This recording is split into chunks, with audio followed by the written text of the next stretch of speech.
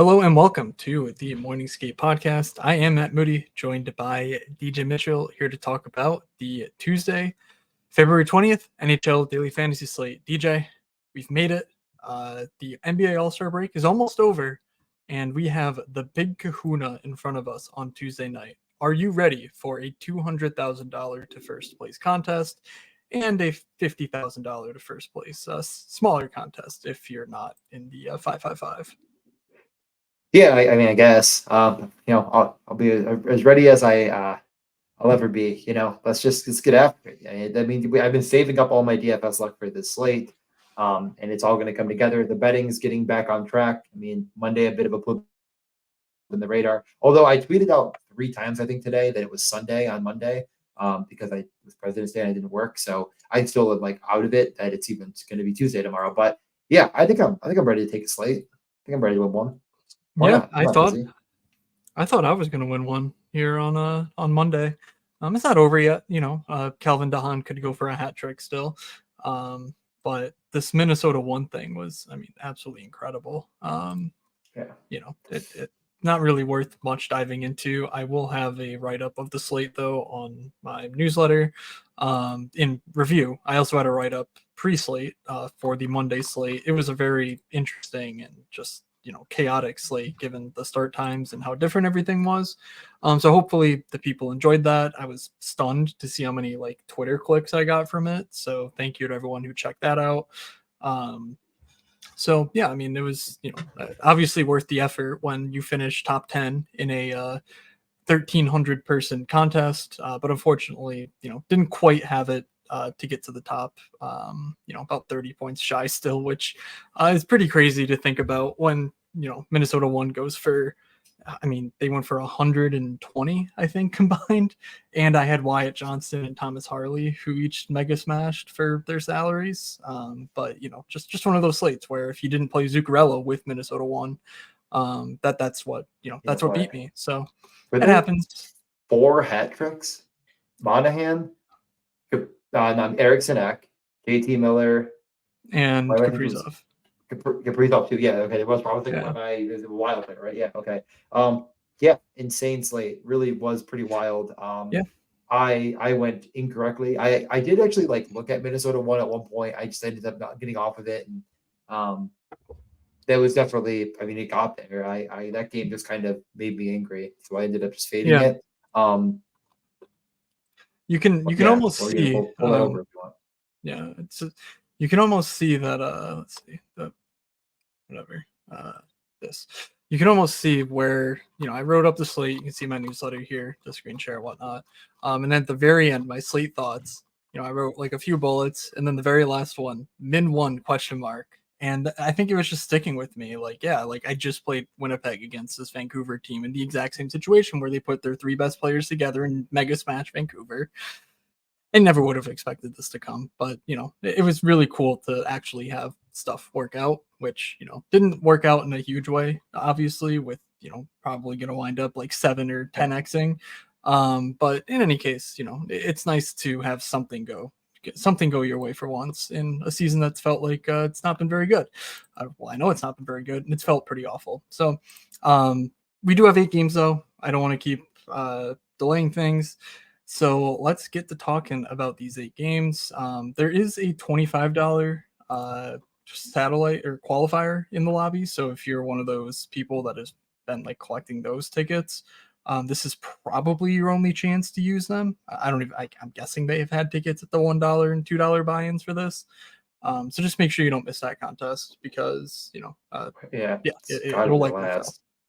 Yeah, so it's gonna be the last 25 too, right? You think? I would imagine so. They could do something the week before, but I doubt it. It seems unlikely. Yeah. Okay. So I'll run us through the games quick. We have Ottawa on a road back-to-back. They're going to be going from Tampa to Florida. Florida is minus 250, pretty big favorite. They've been absolutely scorching hot. 6.5 minus 135. And like I mentioned, that's a back-to-back to Ottawa. Dallas is on a back-to-back at the Rangers. Rangers coming off of that unbelievable come from behind outdoor, Stadium Series classic against the Islanders. That was a smashing success. We can maybe talk about that for a second if we want, but not really too much. Maybe we're just good. I mean, it was an amazing game. Dallas on a back-to-back, like I said, in New York. The next one, the Islanders had the Pittsburgh Penguins. Again, I mean, everything was perfect for the Penguins on Yager night other than winning against the LA Kings. Now, the Islanders, everything was perfect for them on that Stadium Series game, except for finishing it off and getting the win. They looked pretty good offensively. And honestly, I think they're high deserved the win with how well they played early. But Pittsburgh minus 142, it's 5.5. One of, I think it is, it's the lowest total on the slate. We have the New Jersey Devils at the Washington Capitals. While New Jersey gets healthier, Washington gets a little bit. Let me think about this. Yeah, Washington is going to be without Ferravari, and New Jersey is likely going to have Marino back. We'll get to that. Minus 170 plus 142. So minus 170 on the Devils, 6.5 over under. Next, we have the slate winning Minnesota Wild going to the previous, as Matt mentioned, Winnipeg Jets. I guess if you play Vancouver, then you can play each other for, whatever that is, the being better than Vancouver trophy. Winnipeg, or we'll call it round 2 of the playoffs. Winnipeg minus 162 favorites. Wild, we've said it 7 times going off of, they had 10 goals. It's really going to be hard to not have noticed that, but 6 over under plus 100 on that. I don't know. The Wild can score a third of what they did. You could get there. Vancouver, on the other hand, is going to Colorado to take on the Avalanche. Minus 148 favorite Avalanche, minus 115 on that over under. So, if you liked line 1 for Vancouver, oh my God, if you liked line 1 for Winnipeg and you liked line 1 for Minnesota, you could like line 1 for Colorado. They've been known to do well. Last 2 games, Nashville at Vegas. Biggest news here, Shea Theodore, very likely to be back into the fold. He was activated off IR and did not play on Monday. Minus 142 favorites for the Golden Knights. And last, we have the Columbus Blue Jackets at the LA Kings. Kings minus 258 favorites, 6.5 over under. I think that covered this. Obviously, a lot of news and notes. Victor Arvidsson's back. I mean, that's the big news there for me. But we'll get through everything and all the games. Anything you wanted to say before we got going? No, nothing off the top. I think I think everything we can cover afterwards. So let's just do our ad read for the sponsor of the show, DraftKings. If you are betting on DraftKings, you really should be in the daily fantasy space. But this ad read is for the sports book, so maybe dabble in both if you're so inclined. We know hockey games move fast, but with DraftKings Sportsbook, an official sports betting partner of the NHL, you can score fast on anything happening on the ice. This week, new customers can bet $5 and get $200 instantly in bonus bets. Download the DraftKings Sportsbook app with code THPN. New customers bet just $5 on the NHL and get $200 instantly in bonus bets. Only on DraftKings Sportsbook with code THPN. The crown is yours. Gambling problem? Call 1-800-GAMBLER or visit www.1800gambler.net. In New York, call 877-8-HOPE-NY or text HOPE-NY 467-369. In Connecticut, help's available for problem gambling. Call 888-878-97777 or visit ccpg.org.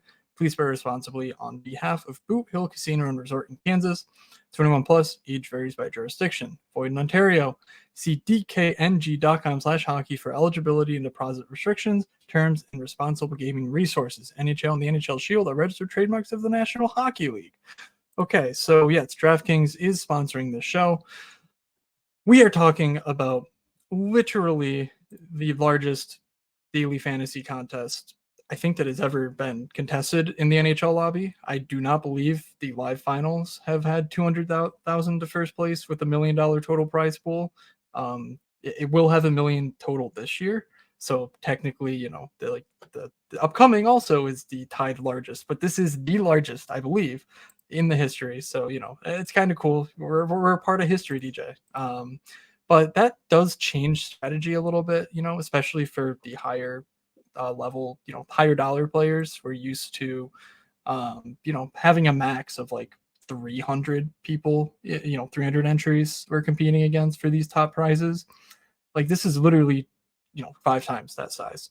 So just keep that in mind. It'll make things a bit more important from a stacking standpoint, from just the correlations and everything else. And obviously there's going to be a lot of fresh money out there. So, people not paying attention, not tracking late news, things like that. So Anyway, let's get into things. Off the top, I imagine New Jersey is going to be pretty popular. They are, yeah. Let me just find them on my sheet here. Yeah, they're minus 170 favorites. Florida, maybe the other chalky spot, though they're obviously a bit more expensive across the board than New Jersey is. And then Colorado probably gets there, and LA. I don't know. Is there anywhere else where you're thinking, ownership's going to come in heavy here? It is funny because there really isn't any absolute stone cold obvious spot other than, in my opinion, the Devils. I think you kind of named most of them. Other than that, I wonder if LA doesn't get a touch of steam, but it's going to be spread out just because LA kind of is rolling three lines. That at least two of them I feel like are definitely in play. They did change things up in the third period, and it worked very successfully for them. So I have to assume they're going to go back to that. We'll get to that when we get to it. But yeah, I think that's the only other one. But I mean, the only thing I'll really say on the beginning note, and you can agree or disagree, and you know more than I do about this stuff. But on the other hand, of just the bigger contests, the more people that are going to be involved. But trying to think of who these people are that are going to fill all of that extra, the 5x times the field in the high stakes stuff.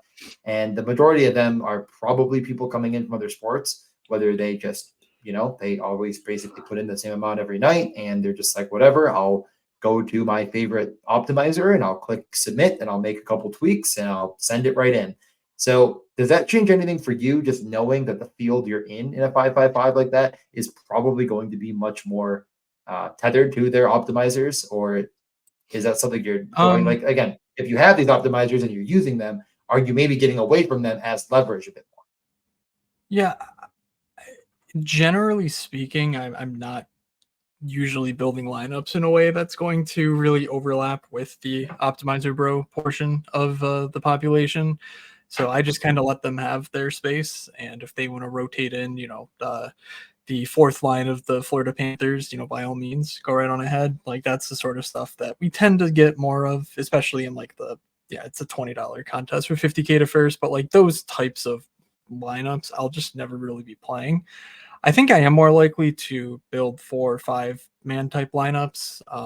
If I were playing on such a huge slate of this regard, um, mostly in an effort to capture exactly what happened today from Minnesota, where the power play mega nuked, and that brought along Zuccarello like with the 3 main guys.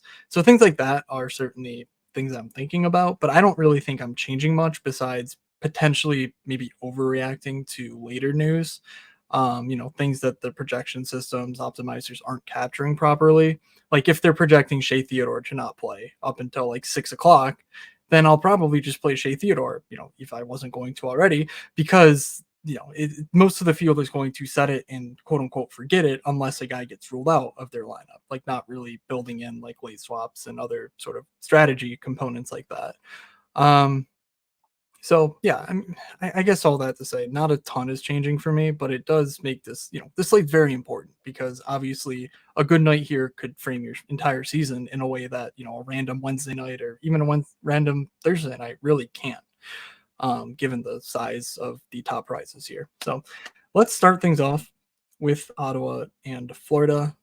Anything you have on this one? I mean, obviously it's going to be very obvious to take a look at Florida and try to figure it out. It's not astronomic, which is probably the easiest way that the reason why I think it's gonna be popular is because it is affordable enough to put in what you want and probably still stack elsewhere. There is probably a pretty clear 5-man unit you could take a look into because of the power play. I think if you're stacking through the Florida power play and you're not including Sam Reinhart, you have completely missed the plot. So if that is something you just listen to Matt say that and you're thinking, well, how do I get different with Florida? It's, Verhage, Barkov, Reinhardt, and then you just obviously add in Matt the Chuck.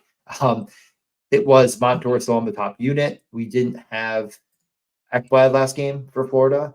I believe that is he's expected to play. Barring any changes, it's about 99%. So yeah, that's the 5-man. Last slate, Sam Bennett got there, I'm guessing because Matt didn't play him. So Is there any interest in the Florida 2 Bennett Tkachuk Cousins situation, or are you just absolutely sticking to the Verhaeghe build if we're going that route? No, I'm going to be strongly, I honestly don't know that I can get to the Florida top line just based on their prices, like 21, over 21,000 for those guys. Obviously, they're all very good, but I do agree ownership will be somewhat high, and yeah, they have a ceiling, but they also really don't offer that much by way of a floor.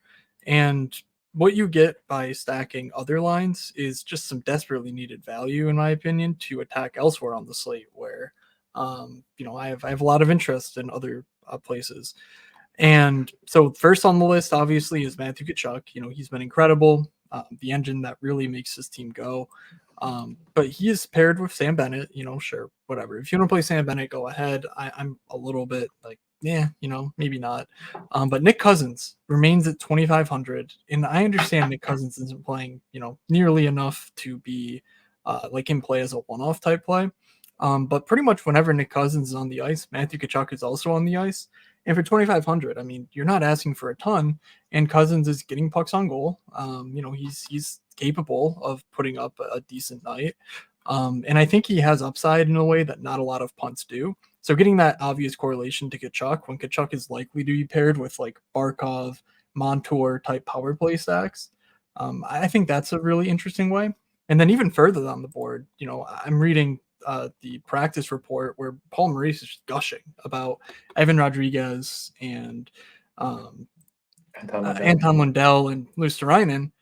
I mean, these guys are obnoxiously inexpensive, and they still get they reap the rewards of a solid matchup with a back-to-back on the road Ottawa team that can't stop a beach ball on a handful of nights.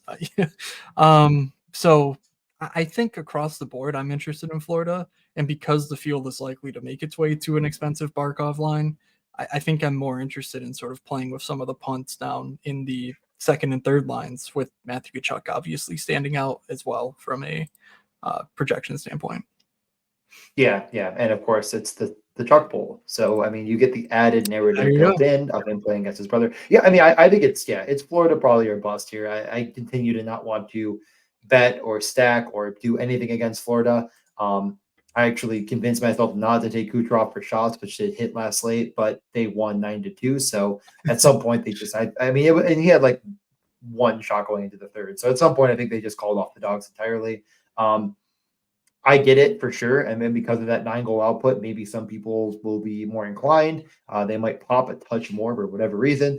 I do agree, though. The thesis of this game for me is I'm probably not touching it at all. But it's really Florida or nothing. So maybe I come back on that. Maybe I don't. I don't think they're my, price considered a top, 1, 2, 3. Like they might be right in that 4 or 5 range for me. So we can move on. Unless if there's anything you want to touch on. Oh, I guess there might as well touch on Ottawa. Pinto was up with Brady on the top line, so that should be top line, top power play. They are up on Tampa as we're talking about this right now. That is of note. I didn't see the power play at this point, but I could check. I'm not sure if you saw it. The power plays should be the exact same as what they have been. I thought so. Which is just, it's a little bit concerning because like Tkachuk and Stutz are on separate units. Like there's really no guarantee of which ones are quote unquote top unit. And yeah, the matchup against Florida is just brutal. I'm not that interested in attacking it. So yeah, I mean, look at Shane Pinto's price. Like that's exactly what I was gonna say. I'm like, I said that as if Shane Pinto was like a savings off of Norris, and he's so much more expensive. He's 900 more. Not even close. So just not interested in anything to do with Ottawa. They're just not very good. They're in a terrible spot, everything wise. And yeah. Over to the maybe a one-off Jake Sanderson. That's it if you're looking for a D-man. But Dallas Rangers, unless you had anything else. No. Let's do it. I mean, I'll just kick it right off. It is Dallas on the road back-to-back, coming off a kind of a tough, disappointing loss in Boston, where it seemed like they had the game and could have won Matt more money and potentially me more money if I also played Jake Ottinger, and just fell apart. Now they were 11 and no, they weren't. They were 11 and 6. 11 and 6, right? Okay. You can talk now. So yeah, so Dallas does not have Hakanpää or Niels Lundqvist on the trip with them due to injury. Miro Heiskanen was also not with the team. He was home. I assume that means Dallas with his wife, I believe, who he had a kid, whether it's a wife or partner or whatever. So we don't know if he's like flying to meet the team on Tuesday.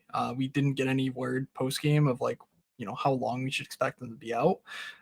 So we might need to play that down to the wire. Now this is a 7:00 start, but without Miro Heiskanen in the lineup, obviously Thomas Harley played a ton, took over top power play, et cetera, et cetera. But we introduced both Derek Pouliot and Alex Petrovic. That is the Alex Petrovic who was protected in the expansion drafts and led to the formation of the Golden Misfits. Fun fact. So let's see. Are they both on the slate? They are not on the slate. Yeah, I think so. Yeah. Okay. So neither of those guys make the slate, so it doesn't really matter. But Pouliot did pick up secondary power play time. And otherwise, if the lineup stays as is, Ryan Suter played 23 minutes to Harley's 30 and Lindell's 26. So Ryan Suter, obviously is of interest at just 2,500. The other big news is that Matt Duchene missed the game, very last minute scratch due to a lower body injury. I imagine they will be able to call up a forward and get them to New York in time to play should Duchene not be ready to go. But you got to keep an eye out because there could be cap nonsense. I believe they're fine with LTIR and everything else that they have going on. But this is a very fluid situation. Their loss was very tough against Boston, but they absolutely dominated this game. So there's no reason for concern here. I really like this spot for Dallas. The top line remains super inexpensive, and Wyatt Johnston had an absolute. This whole season's been a coming out party. Last season too, but he was everywhere in this game, basically taking over for Duchene as like their secondary scoring option. Yeah, they had 4 expected goals per hockey viz against Boston. They gave up 3.8, but that just kind of, it's like you see 3 to 4 in this one, and you might be thinking, man, like this looks like an under on paper, but no, it wasn't at all. It was absolutely should have gone more than this probably. And Wyatt Johnson had, I'm not going to count it, but I think he had 9 shots on goal and had 5 more, not so whatever he had 5 miss or blocked in addition. So yes, Harley, all the minutes in the world, you already said it. I continued to stack around Dallas 1 multiple times and find all their secondary scoring to win the slates. And that happened again here, do I go back to Dallas 1 myself? I think I might. That's kind of one of the teams I actually was thinking, like, you know what?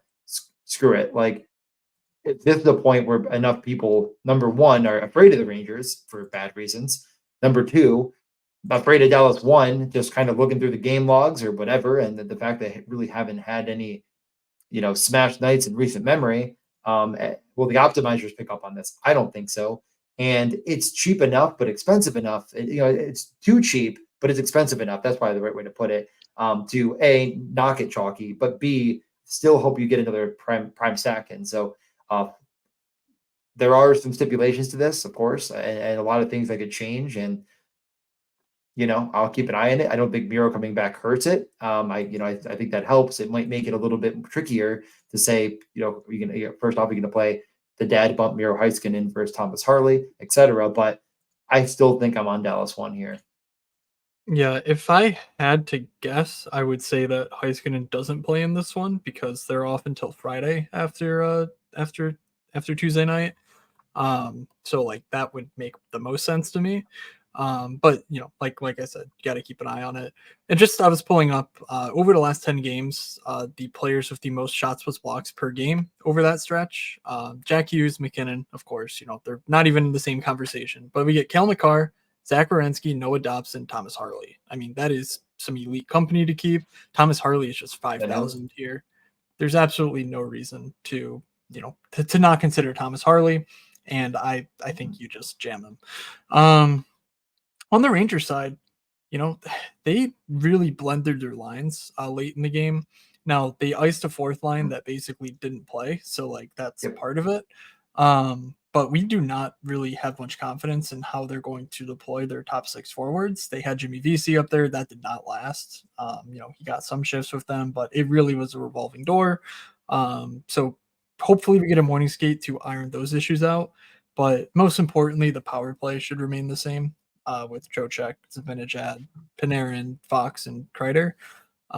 Otherwise, I'm not really sure that Dallas is a team, even with all these injuries, that I really want to attack with the likes of, like my Alex Lafreniere takes and things like that. I just don't really think I'm getting there in this spot. So any interest in the Rangers?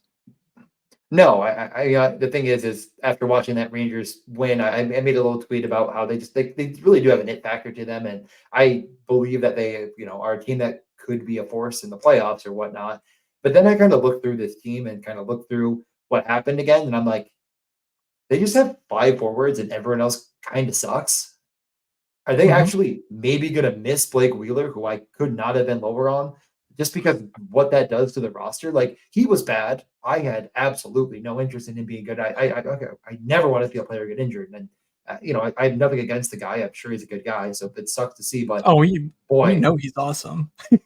yeah, I love him. I have no doubt that. Yeah. I have no problem. Again, like I know we had some jokes about that because people kept drafting him in best buck, and we don't need to relive that now. But the point of all of this is to say that this team is no depth, and what Dallas has, as I just started by saying, is a ton of it because their depth keeps burying me when I take Dallas one. I think I like Dallas here.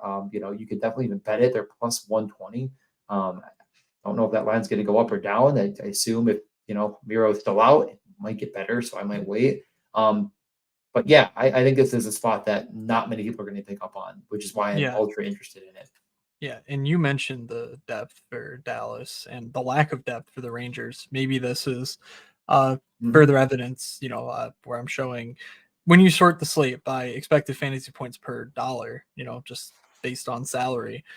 Brendan Smith might not even play if Marino and Siegenthaler both play. And then we have Tidal Andrea and Wyatt Johnston, 2 of the top 4, on the slate, just as far as getting shots on that, getting, dangerous looks and primary assists and whatever, and block shots and sort of factoring that into an expected fantasy point metric. And Tidal Andrea remains 2,500. And, they only had 11 forwards. But he played 16 minutes. He kills penalties, and he's alongside, Wyatt Johnston, who is just an all-world baller. So, and a guy, some guy, I don't know. All right, we have to at least mention Jamie Benn because he was top power play. He played with those 2, and he is 3,400. Yeah, now I am not you know me, not a Jamie Benn defender. Not and most women he's been with also will not defend him. Yeah, well. It sounds like you're defending Jamie Benn here. I will reciprocate what he wants. And if he ever comes to my aid, I would be happy to come to his. But no, I mean, again, like he's 34. Like the point of all of this is if you're playing Dellandrea and you're playing Wyatt Johnson and you're not playing the first power play, 3,400 Jamie Benn coming off a 5-shot on goal game, and it's like, what does he really need? I mean, 15.5 smashes his salary against Boston. And if you're saying that on this big of a slate and this night when you need the nuts, that you're going with Dellandrea and Wyatt Johnson, and you're like, I'm not going to play Jamie Benn because I think he's bad. Yeah, exactly. I don't know. I played plenty of bad hockey players on DFS slates. I'm not drawing the line there personally, although I'm not playing that line because Jamie Benn is bad. I'm just going to say, screw that line. I'm playing the first line. So, again, I'm not playing him, but if you have been talked into Dallas, I would say actually 2. I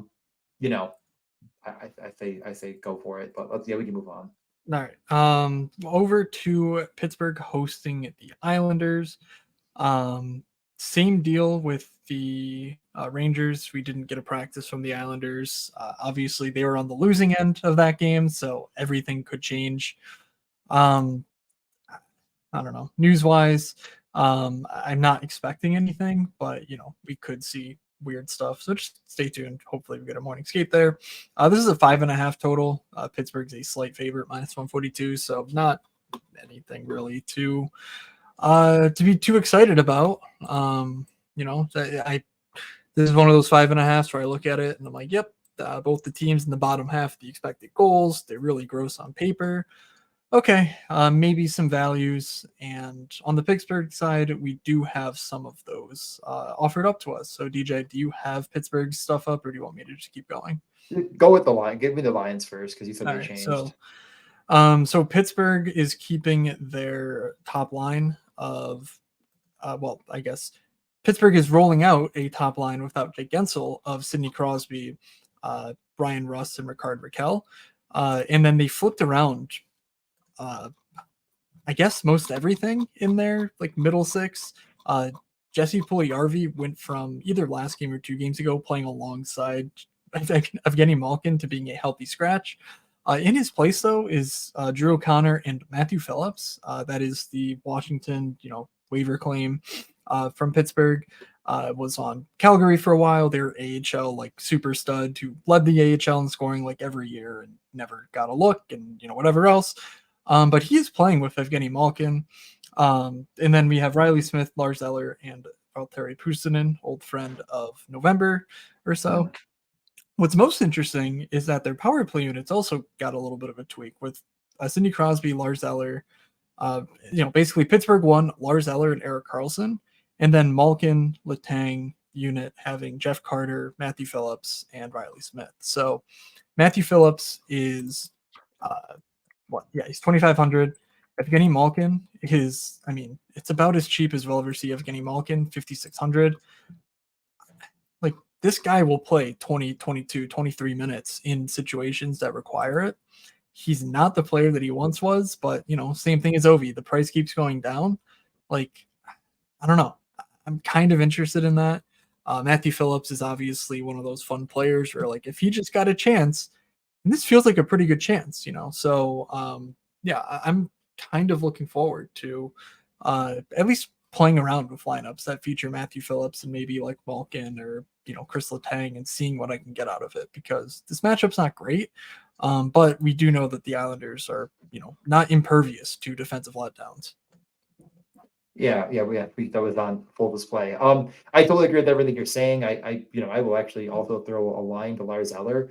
Just if he's gonna be first power play, he's probably their best penalty killer as well. So not that his rates are to the moon and back, but it isn't that he is incapable of having a 5 shot on goal, 3 block type of game. It's unlikely, of course. Ricard Raquel was also unlikely going into last slate, and he did it. So I think that there's enough value in this game that you have to give it a good look, and maybe other people will just kind of exit out or not be interested. And I don't, while I agree with what you're saying that like pace wise there isn't a metric ton here. Both teams, and I think the Penguins just showed it to us. They're both very willing to just roll the top guys. 4 guys from the Penguins saw 22 minutes, and that was Malkin, Russ, Raquel, Crosby. 3 guys saw less than 10. The Islanders are. We've mentioned, everyone's mentioned it now. It's factored into everything with under Patrick Waugh. They're rolling the top guys. So but the savings is on Pittsburgh. You already mentioned Phillips. We mentioned, Eller. Raquel 4,200 is playing with Crosby, and like I just said, just double bonus and didn't get a point last game, but was right out there on the power play. The face-off was like 1, and he like waved it back to the defenseman, and then he didn't touch it, and the defenseman grabbed it and passed it, shot goal, and it's like.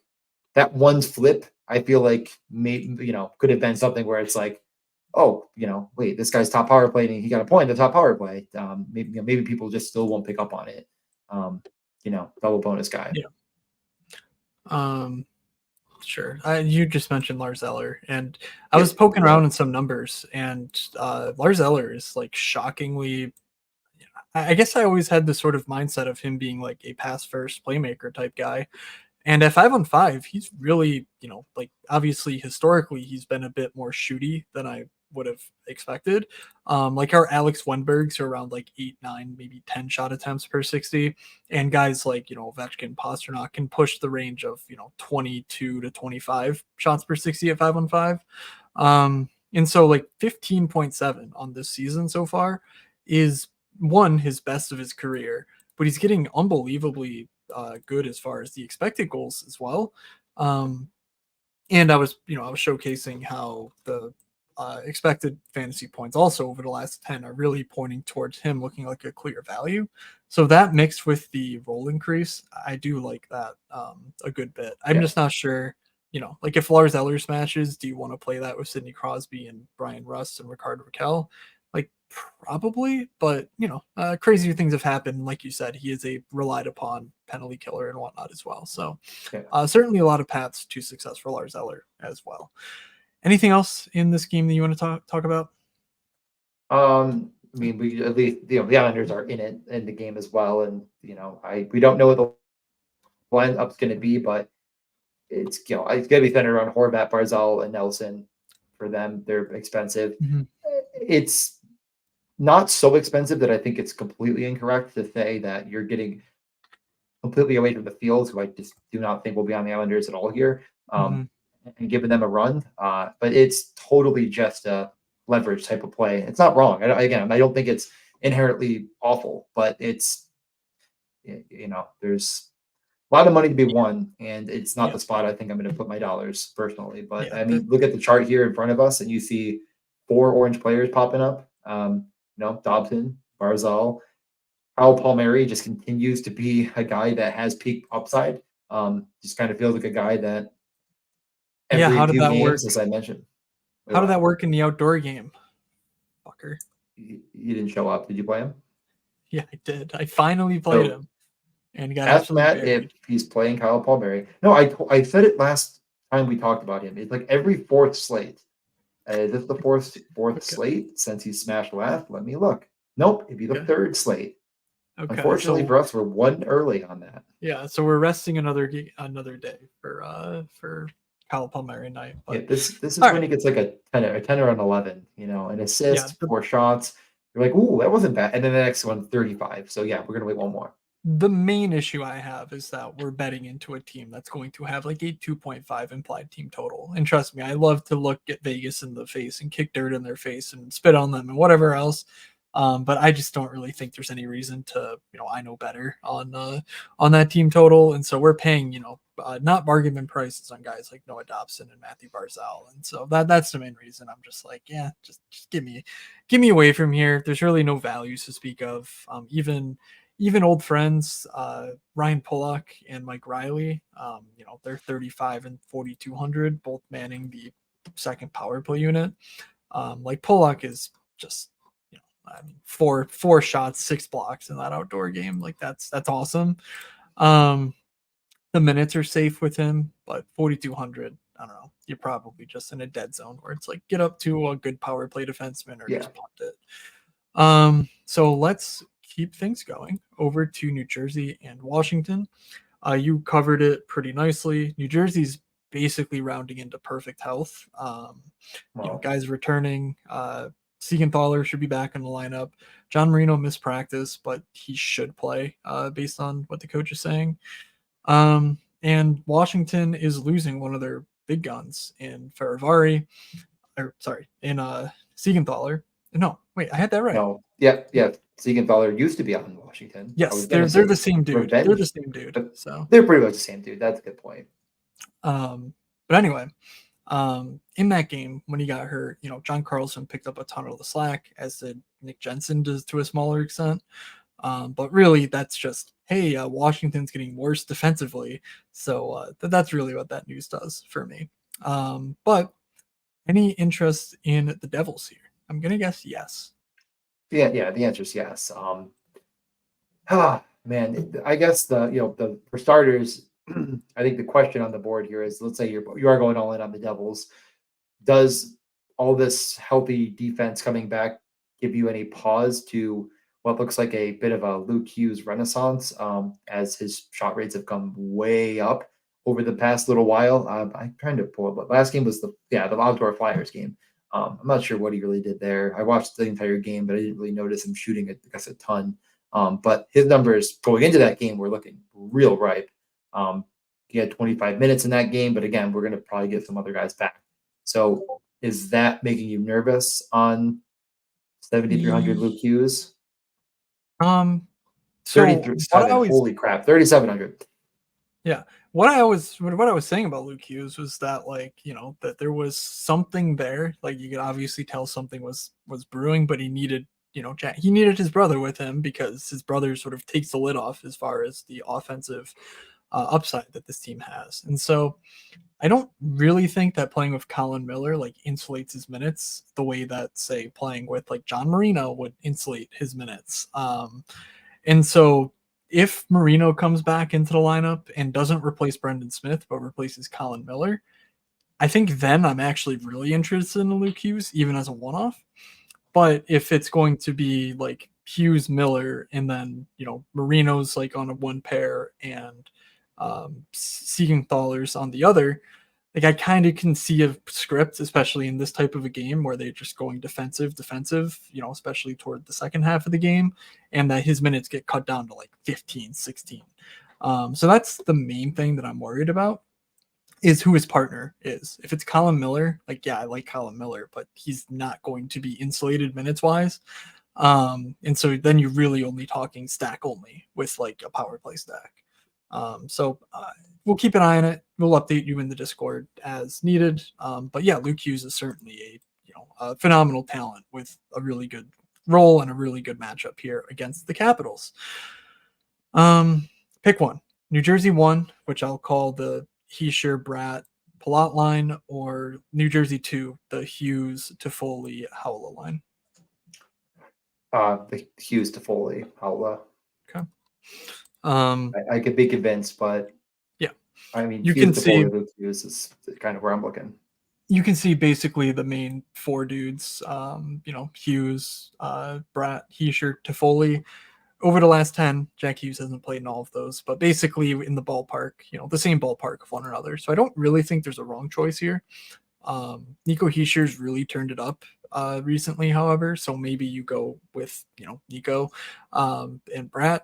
I don't know. It's just something I've been noticing, where Heischer was not on this list, and all of a sudden he's, up with his line mate in Bratt and approaching Jack Hughes even. So I think I'm with you though.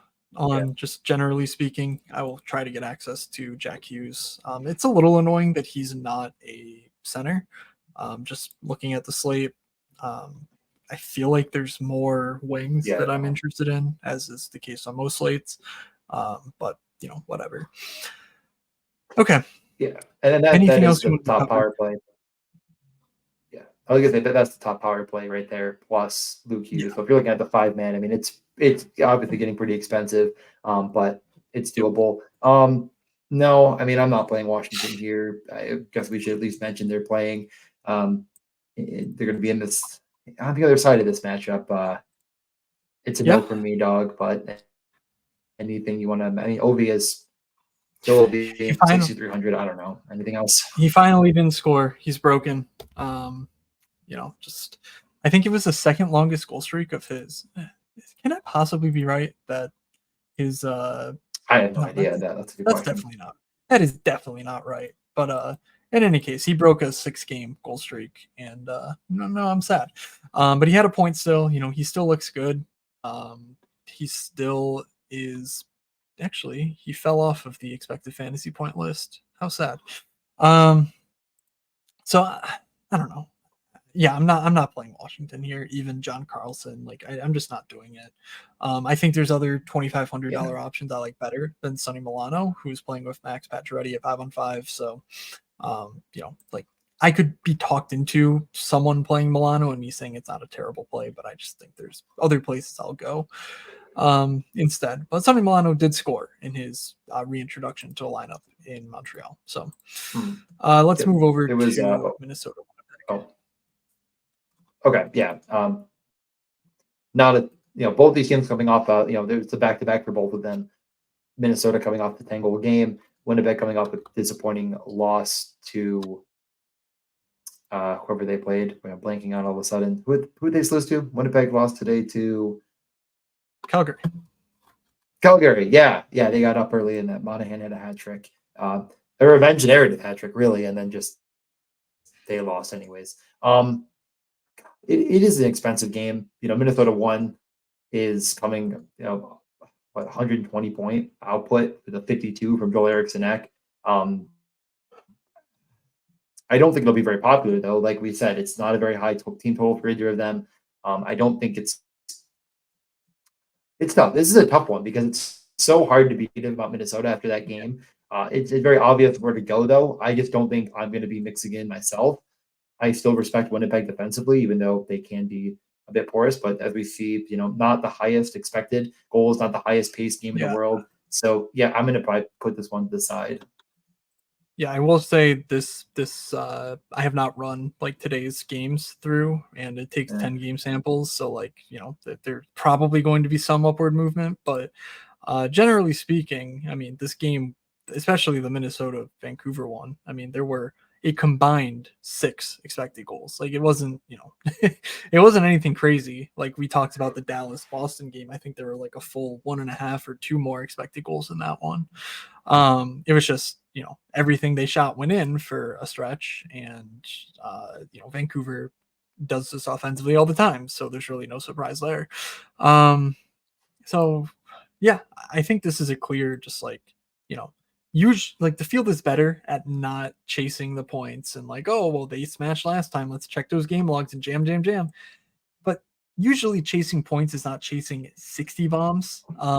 Like it's, it's a little different when that happens. And so I do think that, especially with Laurent Brossoit going for Winnipeg, that, Minnesota could get chased, and it's not going to be owned if you feel really strongly about either side of this game. Like it's a 6 total.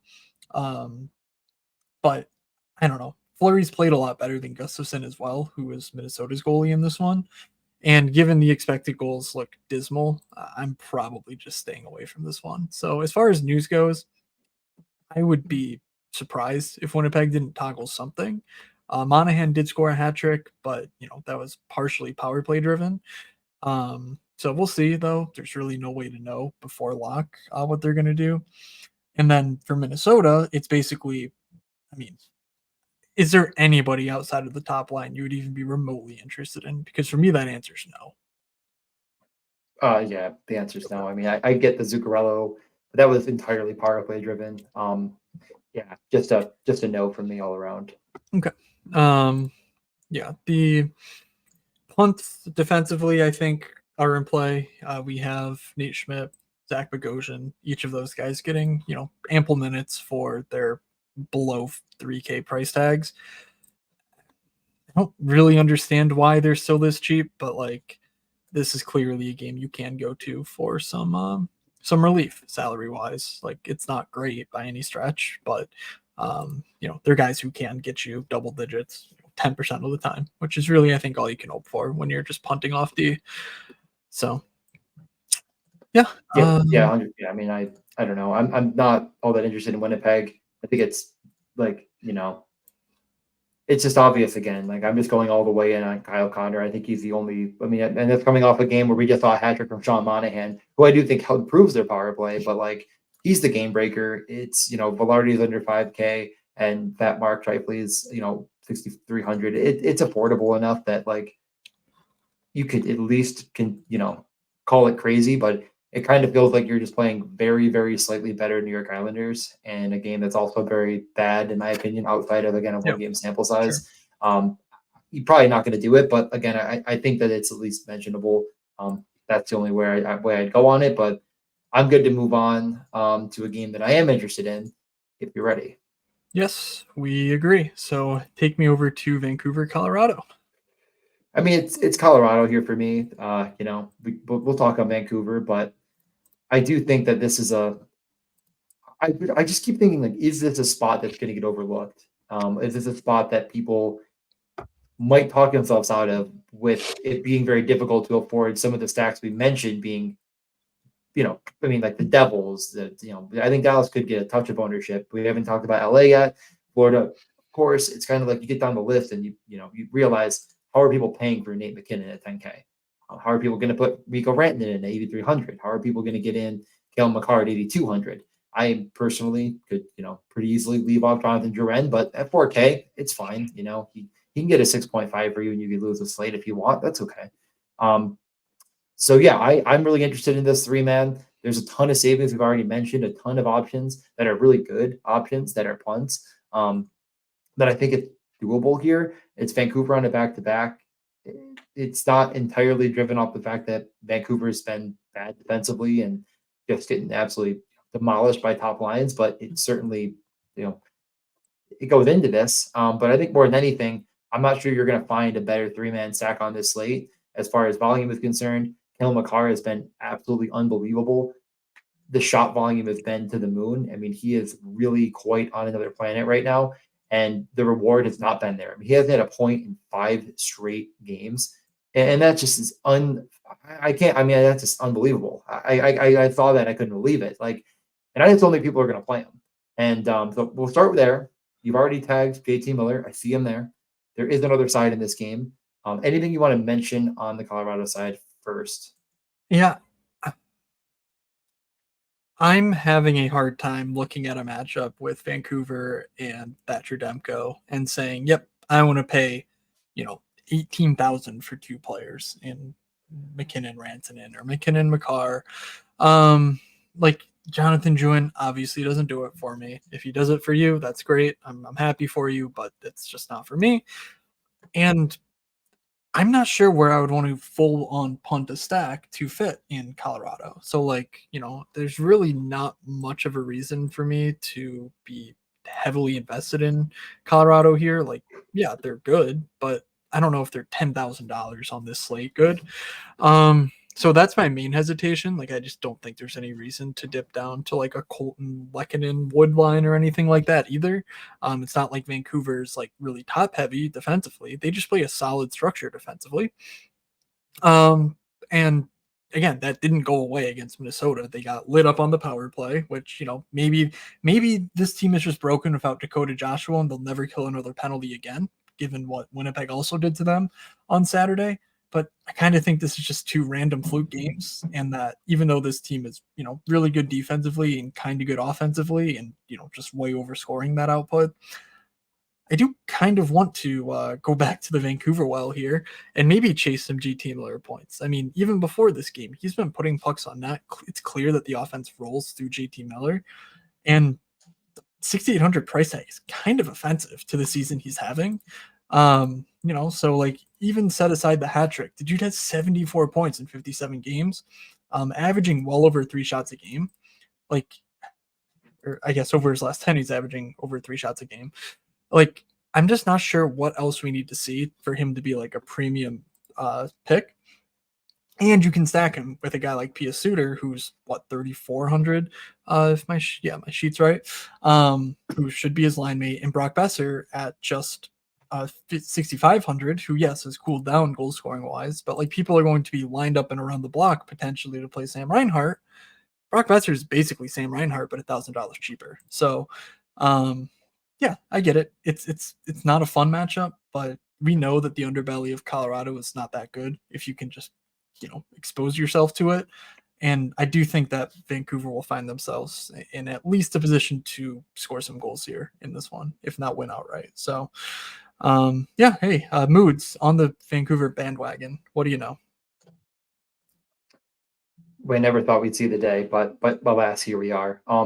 Yeah, I think it's fine. I mean, I get it for sure. There's no argument because on the others, it reminds me of a couple matchups we've already talked about where and I think you said it pretty well. Like Colorado, the underbelly is just bad, and Vancouver is going to roll 2 lines quite a bit, and they're going to see it. That's just going to happen. Yes. Colorado is going to have to defend JT Miller with bad hockey players, and it doesn't go well. It hasn't all season, so I definitely get it. I have no problem with it.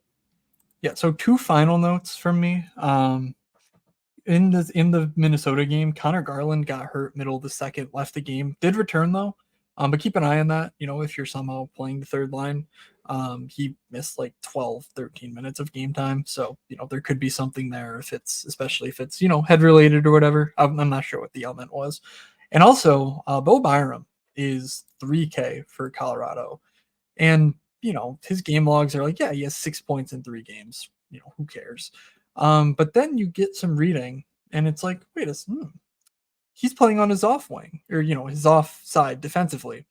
And Bo Byram is the exact sort of player that I think actually benefits from playing on his off side, meaning that he's a lefty playing on the right point. And, he's not going to play with Kale McCarr, but the Devontae's has vice grip on that spot. But Bo Byram is really, really gifted offensively. And if he's opening himself up to one-timers, to better passing lanes from that right point, at 3K, I'm at least willing to take a gamble that like he's found something, that he's clicked, that he can change a game defensively or from the blue line. So 3K for Bo Byram, I think is a really solid one-off and a perfectly okay way to chase points. Yeah, no, I think that's fine. And again, if you are looking at that side of things over in I mean, if you actually did play the whole Rantanen, McKinnon, McCarr situation, like you're going to need punts. And if they're going to absolutely nuke, which they need to, I think you could play Poe and Byram too and say that he does get his 2 to 3 points because of passing to the likes of, McKinnon and Rantanen, who can do the rest. So I think you can make that a 4-man or whatever, and that makes a ton of sense. So yeah, let's move on. Final 2 games. I got to go play myself here in a minute. Yep. We have Nashville at Vegas, and as you mentioned, very, very, very likely, almost, I would say, 95 to 99% the Shea Theodore return to the ice. And man, do they need it in Vegas. Just unable to kind of find the right guy to fit that top power play. Pietrangelo is a great player, and he does a lot of things really well, but I think they're looking for someone that can move the puck like Shea Theodore. Bruce Cassidy was just gushing over the fact that, I think he said there's maybe only a couple guys in the league that move the puck like Shea Theodore, and I absolutely agree. So him coming back even at 6,100, I do find interesting against Nashville. So let's start there, and let's just say that you're going to go with a Vegas stack. Let's just put ourselves in that mindset. What does that look like to you? If you're considering Shea Theodore. They made it very easy for us because on Monday, I'm not sure if we were expecting this. I don't think we were because even DraftKings has them both at center. William Karlsson center, Chandler Stevenson, and Mark Stone. Yep. It's not that fun because all 3 of those guys kind of have really low floors. Karlsson, Stone, Stevenson, like it's certainly upside laden, but not much of a floor. But those are 3 power play 1 correlated guys alongside Jonathan Marchessault. And they're all mid-tier enough. You can easily play this as a game stack or as a 4-man stack with decent players around them. So I can't really think of a real reason that if I'm locking in Shea Theodore, like I'm not just going right to that top line. But 7K Jonathan Marchessault, you certainly can play. He's been very good. His line's been very good. They just weren't needed against San Jose. That's a big component. They like sometimes shit happens, and Barbashev, Marchessault just was out there playing defense for most of the game because who cares? It's San Jose, whatever. This game should be a bit more up tempo, should be a bit more fun. So I suppose you could go to the second line as well. But for similar looking prices, I do think that I prefer the first line in Vegas over anything else. But ultimately, this is just play Shea Theodore because he's awesome and move on. But that's kind of how I'm thinking of the spot. Yep, and as I think said in so many words, but that was the first power play as well. Karlsson, Stone, Stevenson, and then Marchessault with Miramonov, who is very, I would say 100% likely to come out if Shea Theodore is back in the fold. So, it's that's Vegas for you. We summed it up very nicely. Nashville, Vegas is still a good team. It's not a team that I like to attack, but they have not been the same team without Eichel. They have not been the same team really without Shea Theodore. It's just they're getting one of those 2 back. Nashville, the one good thing about them is they've largely been the most condensed by 2-player team as far as like peak performances go by. Philip Forsberg is a point per game player and one of, if not, the best, one of the best, let's just say one of the best in the season, probably top 5. I'm almost positive in just shot attempts per game. Hard to pass that up. Roman Josi, always a popular guy, very quietly having a 50-point season and just, always a double bonus candidate. But the matchup isn't great here. So any thoughts on those 2 and then anything else on Nashville you wanted to mention? Yeah, Nashville does not seem like they will have Tyson Barrie once again. So Gus Nyquist goes from top line second power play to top line top power play. So Yep. you can obviously consider that. Cody Glass will fill out that top unit. It seems like he'll stick alongside Colton Sissons based on what we saw in practice. So really nothing new. I'm not sure that I'm all that interested in like stacking, but Philip Forsberg is obviously very, very good. And Nyquist and Ryan O'Reilly are potential stacking options to go alongside him. Cody Glass, 3,200. It's risky, but it is what it is for a power play one job. On a pretty good top power play. So yeah, it'll be in consideration for sure. Especially if we get news that like Theodore's out or something else happened in the Monday game where Vegas is clearly hampered. So yeah, any other thoughts by you? No. I mean, it's going to be a very low owned spot. People still, I think, still like to play Roman Yossi though, so maybe it touches. People give it a gander, but yeah, you're looking at. I have no interest outside of anyone besides those two, and just putting those two together. And the Nyquist thing, I guess, is of no enough. I don't think I'm getting to Ryan O'Reilly at 6,200 here. Just I don't know how I'm finding that, but he hasn't been horrendous on the season. But yeah, we can move on to the final game. Get Jan out of here. We'll start with Columbus. You had some stuff on them that you wanted to mention, if you still have that up. Yeah. It's not the best matchup in the world, I have to assume, but that's probably looking at the entire season and not really at the current. And while returning Victor Arvidsson, and when you went through that list, only 3 games have been played, but Victor Arvidsson was on the list of it was shot attempts per game. What was it? Oh no, shots and blocks, right? Shots and blocks. So he's been a very welcomed and a big factor in the coming back into the fold, and they've mixed him into the top power play. And while he hasn't scored, he's had, ton of shots on goal. He's blocking shots. He's doing everything you need, and obviously just boosts the team overall. But is there anything on Columbus you are interested in? Because another guy on this list is Zach Werenski, who's been fantastic. So I'm guessing that could be a guy, and looking at players around him if you're going to go that route. But yeah, the matchup is really, really tough for Columbus, and they're it's a 6.5 total, but they're plus 210. Like they're gonna have a really low total as a result of that, and I'm not sure I really disagree. So yeah, me either. Right away, I'm a little bit just pushed away from Columbus stuff in general. But if you are considering it, their top power play will have Zach Werenski and Adam Boqvist with Boone Jenner, Johnny Gaudreau, and it's unclear. Jack Roslovich and Kent Johnson each flip flopped like on that power play, so I don't really think you can play either in any case. But what I think is more interesting is that the other power play is basically the Russian line: Voronkov, Chinikov, Marchenko, Provorov, and Damon Severson. Provorov has been surprisingly, I don't know if he's been good, but he's been fantasy worthy, and his price tag is just 3,700. He's a guy who can get you, honestly, he can get you double bonus as far as shots and blocks. He can obviously pick up power play helpers. So I think Provorov's in play in any format. And if I were to pick somewhere in Columbus, it would be to just sort of try and pick off maybe Chinikov or Marchenko, Voronkov and Provorov. Just play a bunch of Russians on Columbus and you'll be fine. No, I tend to agree with that. I mean, I think Chinikov is really, really, really underrated in the league in general. Marchenko is starting to get a name for himself, but that Chinikov returning in that last game, he only missed like a game in there, but wasn't, it's kind of like, oh man, like that's a big addition, I think, back into the fold. LA, as I mentioned, they made the change in the third period or two. They kind of mixed it up as they were down 2-0 when they were trailing Pittsburgh. That meant that it was Kempe, Kopitar. They went to Moore, I believe, and then Fiala, Dano, Arvidsson.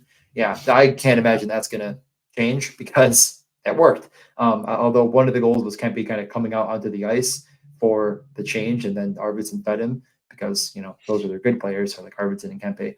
The other one was that on penalty kill where he scored shorthanded, but still, I think coaches are stupid enough that they don't really care. They'll just keep that going. But again, that would put More, Kopitar, Kempe, More not on the top power play. Fiala, Dano, Arvidsson. Dano not on that top power play. So kind of a couple different correlations you could look through. Third line of Byfield, Dubois, and Leferrier. But yeah, yes. And I think the only places I'm looking for in this game are the forward units. Brant Clark is already 4,100. Had his coming out party against Boston. Had multi-point game, 3 shots, 3 blocks, scored the OT winner coming out of the penalty box. Just an absolutely incredible game from Mr. Clark there. But 4,100, 13 minutes last game. You just can't do it. Drew Doughty sucks and was 5,100. Like, just not interested. And Kempy's too cheap. Trevor Moore's too cheap. Victor Arvidsson is too cheap at 5,600. Yep. Like, Kevin Fiala 5,400 is interesting. He finally hit a shot bonus last game. He's been kind of bad, so like, I don't know. I'm not sure how interested I am in playing him necessarily, but I mean, it's an awful lot of fun to just pick a stack and go with it. We should get more news from Morningscape, but don't overlook the Byfield, Dubois, and Leferrier line either, because these guys are absolutely rolling. They look really good every time they're out on the ice. But last game, Dano Arvidsson, I think, had like a 90% expected goal share against Pittsburgh. Just like monstrous stuff. So really can't go wrong picking LA against Columbus here. There's no bad matchup. It's just differing levels of good, I think, based on your personal preference. 100%. I mean, I'm looking at Fiala, Arvidsson myself. That's where I'm looking to go. If I don't play Colorado, because I don't even think it's doable. If I think I can only get one and not the other, and I think I'm going to definitely put them together. But I absolutely would understand why you play Kempe and Trevor Moore. And honestly, at that point, I think I am just 5,300 playing on Zach Kopitar. It's a big enough slate where I think that's just becomes a necessary that Kopitar has to at least get 2 points there. And you know, if you only have 2 assists, is that enough at 5,300? Maybe not. I don't know, but I guess I'm just going to hope that the explosion is big enough that LA actually wins the slate. And Columbus isn't good, so it's not undoable. But yeah, let's get top stack. Let's get guaranteed goals because I got to hit the road. So you have a top stack you want to start with? Oh, a top stack that I'm gonna go with. I'm just gonna go right back to the Dallas well. It is. I think Wyatt Johnston and Ty Dellandrea are probably 2 of the best values on the board. I'm betting on we don't get Heiskanen back, so I'm just taking Harley alone. But if we do get Heiskanen back, I mean, I'm honestly interested in pairing the Heiskanen Harley pair, and just rolling that, because without Hakanpää, without Lundqvist, they will still need to ride the top 4 defensively. They're not going to give Petrovic or Pouliot, whoever stays in the lineup, much run whatsoever. So yeah, I'm big into the Harley. All right. I mean, I was kind of thinking that was the stack that you would play with Colorado 1, so I do like it a lot. You know what? I'm just going to take it. I'm going to go Colorado 1 because I really don't think it's going to be all that popular. You could call me crazy. And you know what? Actually, I would prefer it if you called me crazy right now. I'm saying that they're not going to be incredibly popular to play. McKinnon. Yeah, I think that's brain dead. Like, they're gonna they get played every single slate regardless of matchup, and now they're going up against a team that just gave up 10 goals. Like, I don't know. This will be your Mona Lisa if you manage to slip in like a 9% Nate McKinnon or something absolutely obnoxious. Like, it's not happening. He's gonna be like 23%. You know what? The problem I think is that I'm thinking about this, I think, out of the wrong lens, because I do think Optos will just jam McKinnon no matter what. There's not all that much to spend up on. So I'm probably actually am going to be very wrong on this take. And he's going to come in at like 19%. So, now that you say it, and I think that was the missing link in my brain, that I was like, oh yeah, it's Opto Bro night. So yeah, McKinnon's going to get jammed. Will all 3 together be jammed? I think people leave out Makar. That's what I think. Just because of the recent, 5 straight games without a point. Okay. I think Makar gets left in the ether. So I think you're going to get like 17 on McKinnon, 14 on Rantanen, and then like 7 on Makar.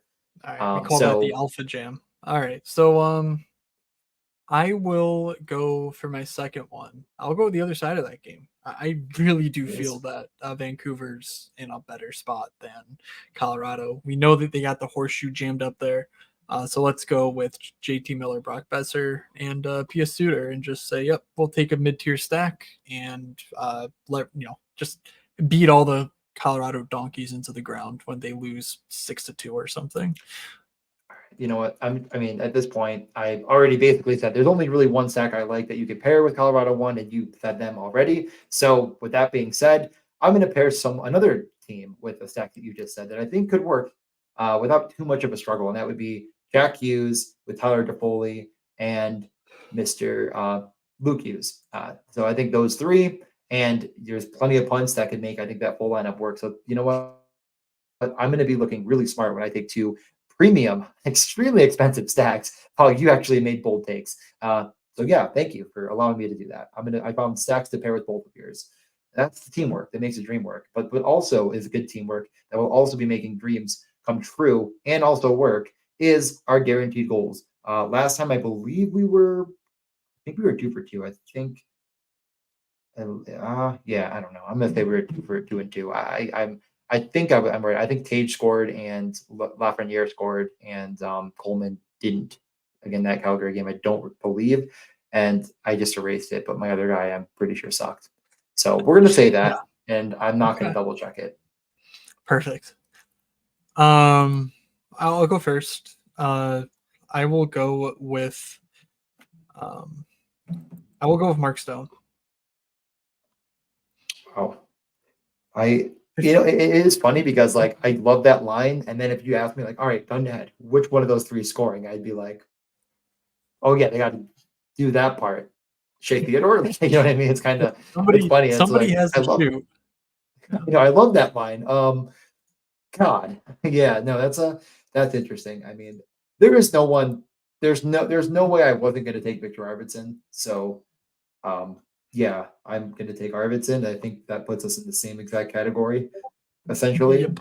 But that's Yes, it okay. does. All right. Are you going to take Arvidsson? No, no, no. Like I can't Okay. afford Arvidsson, but we're in the exact same range after that. Um, Fun. yeah, let's go with Gabe Velarde, 4,900. Okay, Arvidsson was 56. Yeah. I could run Joe Pavelski. He wasn't in your stack. This feels like a That's nice right. little Joe Pavelski situation. I feel All like right. it ain't hints and J Rob can't. Yeah, no, Joe Pavelski. There it is. Okay. We'll see you all in the lobbies. I mean, what a slate. Uh really looking forward to this one. Make sure you're following us on Twitter at One Escape Pod. I am at Fake Moods. DJ is at DJ_Mitchell94. There is a link to my newsletter in the show notes. If you missed my write up for Monday, you can read that, see where my head was at before the slate. I plan to review the Monday slate pretty much after we record right now, and I will also review the Tuesday slate. With the 200K top prize winner, breakdown and everything going into the slate and how the slate unfolded and all that good stuff. So, DJ, any thoughts before you go? Oh, I guess I should say the name. It's Primary Points, and again, it's in it's on Beehive. It's in the description, so please check it out, and it's on my Twitter. So, DJ. Yeah, last note, Puck, we got the shot profiler back. The more like aesthetic view over look of the site's going to be coming. But a lot of things are kind of updated, including the lineups. So you can see the lines like for all the teams with power play. It looks a lot better now, but more to come on that. But yeah, definitely puckluck.com, code MSP. That works out. I Oh, don't that's know. for I just underdog.